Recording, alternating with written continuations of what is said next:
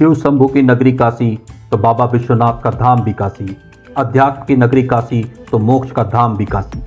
लोक विख्यात है कि काशी नगरी भगवान शिव को सबसे ज्यादा प्यारी है। मत्स्य पुराण के अनुसार भगवान शिव ने माता पार्वती को बताते हैं कि मैं कभी इस क्षेत्र को नहीं त्यागता हूँ, इसलिए इस क्षेत्र को अभिमुक्त क्षेत्र भी कहते हैं। काशी को महाशमशान और मोक्षदायिनी के नाम से भी जाना जाता है। काशी के घाट बहुत ही प्राचीन और प्रसिद्ध हैं। बनारस के 84 घाटों में से एक प्रसिद्ध घाट है मणिकर्णिका घाट। मणिकर्णिका घाट वाराणसी का एक प्रमुख दाह संस्कार घाट है, जो अनगिनत व्यक्तियों के लिए अंतिम विश्राम स्थल के रूप में कार्य करता है। मणिकर्णिका घाट अग्निकुंड के जैसा दिखता है।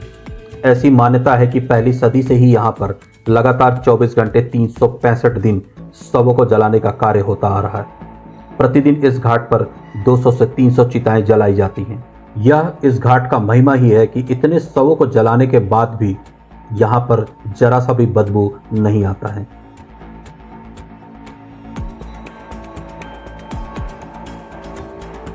वाराणसी के इस प्रसिद्ध घाट के बारे में प्रचलित है कि यहाँ पर चिता की अग्नि कभी ठंडी नहीं होती है।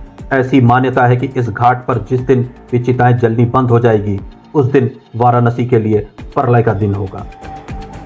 मणिकर्णिका घाट को मोक्ष स्थली के नाम से भी जाना जाता है। कहते हैं कि मणिकर्णिका घाट पर किसी व्यक्ति का दाह संस्कार कर्म संपन्न होता है तो उस व्यक्ति को जीवन मरण के चक्र से मुक्ति मिल जाती है।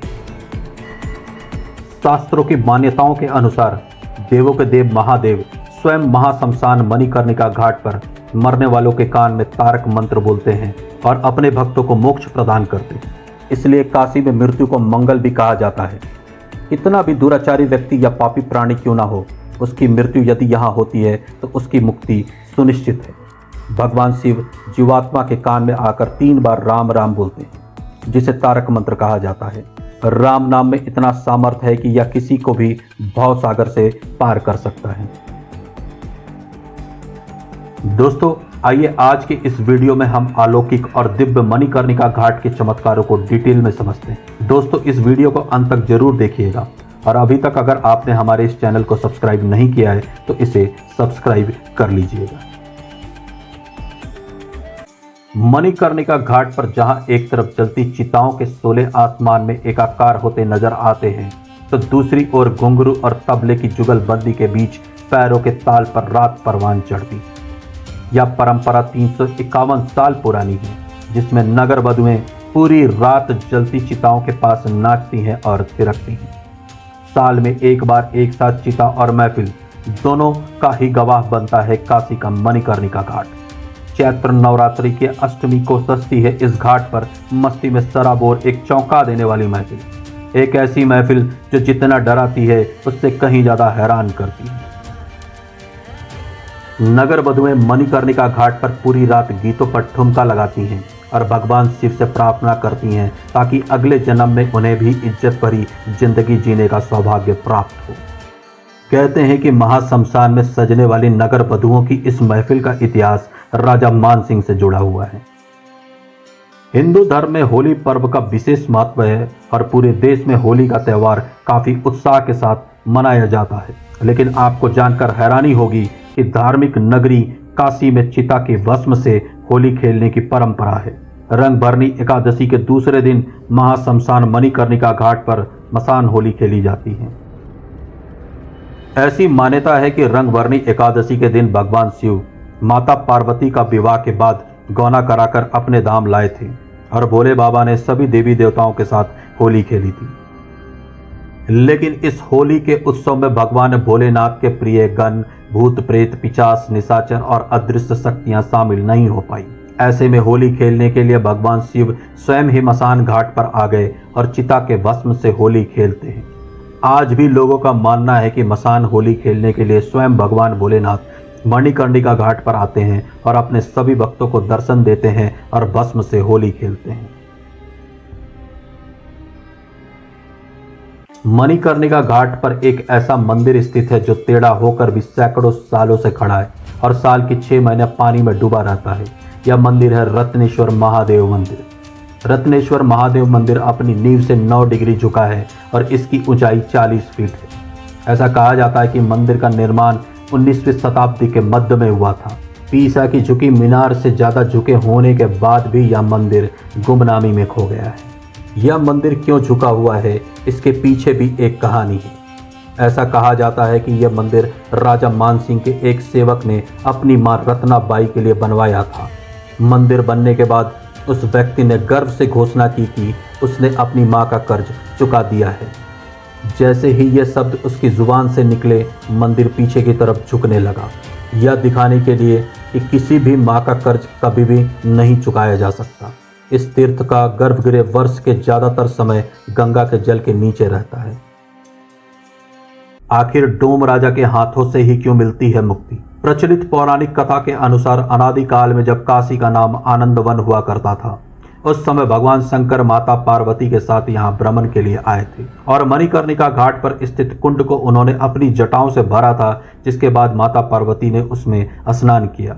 स्नान के समय माता पार्वती का कुंडल गिर गया था, जिसे कल्लू नाम के एक महाराज ने उठा लिया था। बहुत खोजने के बाद भी वह कुंडल नहीं मिला, जिसके बाद महादेव ने क्रोध में आकर कुंडल चुराने वाले को नष्ट होने का श्राप दे दिया। इस श्राप से भयभीत कल्लू महाराज ने तुरंत भोले शंकर और माता पार्वती से अपनी गलती की माफी मांगी। इसके बाद भोलेनाथ ने कल्लू राजा को श्राप से मुक्ति देकर उसे शमशान का राजा घोषित कर दिया। कहते हैं कि तब से ही कल्लू राजा और उसके वंशज शमशान में आने वाले शवों को मुक्ति देने का काम करने लगे। मान्यताओं के अनुसार कल्लू राजा का वंश को ही डोम राजा कहा जाता है। मणिकर्णिका घाट बनारस के सबसे पुराने और सबसे पवित्र घाटों में से एक है। 5 तीर्थों के केंद्र में स्थित मणिकर्णिका घाट सृजन और विनाश दोनों का ही प्रतीक है। मणिकर्णिका घाट पर आत्माओं को शाश्वत शांति मिले, इस प्रार्थना के साथ पार्थिव शरीर को अग्नि के हवाले कर दिया जाता है। पुराणों में यह भी बताया गया है कि इस स्थान पर आकर मौत भी दर्दहीन हो जाती है। ऐसा माना जाता है कि जब देवी आदि शक्ति, जिन्होंने देवी सती के रूप में अवतरण लिया था, अपने पिता के अपमान की वजह से वह अग्नि में कूद गई थी और उस समय भगवान शिव उनके जलते शरीर को हिमालय तक ले गए थे। उस समय भगवान विष्णु ने भगवान शिव की दुर्दशा को देखकर अपना सुदर्शन चक्र देवी आदि शक्ति के जलते हुए शरीर पर फेंका, जिससे उनके शरीर के 51 टुकड़े हो गए। प्रत्येक स्थान पर जहां उनके शरीर के टुकड़े पृथ्वी पर गिरे, उन्हें शक्तिपीठ घोषित किया गया था। उसी समय मणिकर्णिका घाट पर माता सती के कान की बालियां गिरी, इसलिए इसे एक शक्तिपीठ के रूप में स्थापित किया गया और इसका नाम मणिकर्णिका रखा गया, क्योंकि संस्कृत में मणिकर्ण का अर्थ है कान की बाली। उसी समय से यह स्थान विशेष महत्व रखता है। भारतीय संस्कृति में जीवन और मृत्यु को एक ही सिक्के का 2 पहलू माना जाता है। मौत और शहर बनारस का अपने आप में ही अनोखा रिश्ता है। दुनिया में लोग कहीं भी रहते हो, जीवन के बाद मोक्ष प्राप्त करने की चाह में वो बनारस ही आना चाहते हैं। सदियों से बनारस का मणिकर्णिका घाट लोगों के शवदाह का गवाह बनता आया है। गंगा के तट पर बसा बनारस एकमात्र ऐसा शहर है जहां मरने के बाद मृत्यु का उत्सव मनाया जाता है। मरने की खुशी मनाई जाती, खुशी सांसारिक सुख त्यागने की, खुशी मोक्ष प्राप्त करने की। शायद इसी खुशी को देखने और भारतीय संस्कृति के इस पौराणिक मान्यता से रूबरू होने हर साल दुनिया भर से पर्यटक बनारस का रुख करते हैं।